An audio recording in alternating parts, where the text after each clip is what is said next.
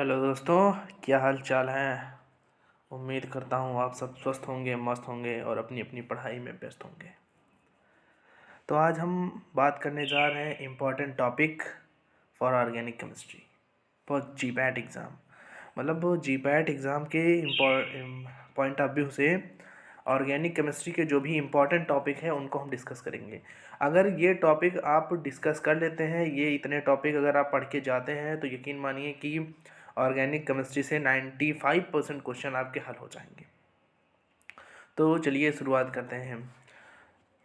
देखिए, सबसे पहले यहाँ पर हम जो ऑर्गेनिक केमिस्ट्री का जो बहुत इंपॉर्टेंट टॉपिक है उसमें सबसे पहला जो टॉपिक आता है वो होता है नेम रिएक्शन। नेम रिएक्शन जो नेम रिएक्शन टॉपिक है वो ऑर्गेनिक केमिस्ट्री का बहुत ही बेहद इम्पॉर्टेंट टॉपिक है।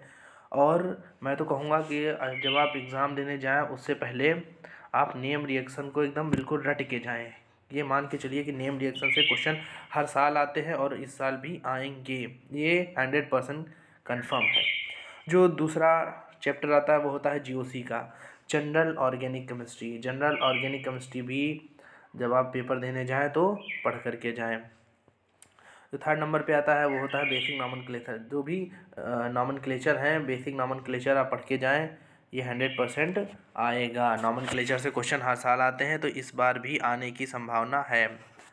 हेट्रोसाइक्लिक रिंग आइडेंटिफिकेशन, जो हेट्रोसाइक्लिक रिंग आइडेंटिफिकेशन है, अगर आपने मेडिकेम पढ़ी होगी तो उसमें आपने बहुत सारी हेट्रोसाइक्लिक रिंग देखी होगी। हेट्रोसाइक्लिक रिंग का मतलब होता है कि रिंग होगी और उसमें एक ना एक एटम जो होगा वो कार्बन नहीं होगा, उसके अलावा नाइट्रोजन, ऑक्सीजन, कोई भी एटम लगा होगा, तो वो उस प्रकार की जो रिंग होती है वो हेट्रोसाइक्लिक रिंग होती है।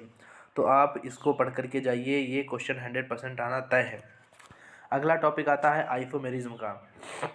आइसोमेरिज्म बहुत ही इंपॉर्टेंट टॉपिक है, पढ़ करके जाइएगा। इससे भी क्वेश्चन आते हैं, जीपैट हो चाहे गेट हो, कोई भी कॉम्पिटिटिव एग्जाम हो, अगर उसमें केमिस्ट्री आती है तो आइसोमेरिज्म से क्वेश्चन आएंगे ही आएंगे।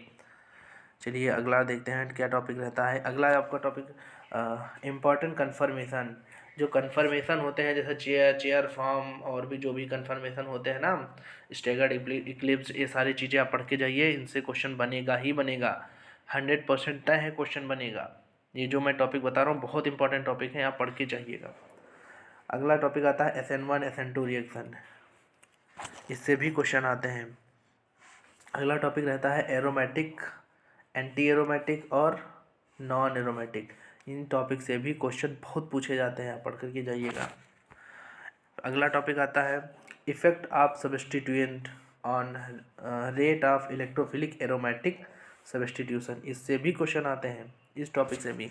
और जो अगला एक टॉपिक है जिसमें रहता है नैप्थलीन, फेनंथ्रेन और एंथ्रासीन, इतने टॉपिक अगर आप पढ़ के जाते हैं, यकीन मानिए कि ऑर्गेनिक केमिस्ट्री का 95% क्वेश्चन आपके हल हो जाएंगे। तो ये कुछ ऑर्गेनिक केमिस्ट्री के इंपॉर्टेंट टॉपिक्स हैं, इनको पढ़ करके जाइएगा और अच्छे से पेपर दीजिए और उसे पास करिए। सो धन्यवाद वॉचिंग फॉर माय वीडियो।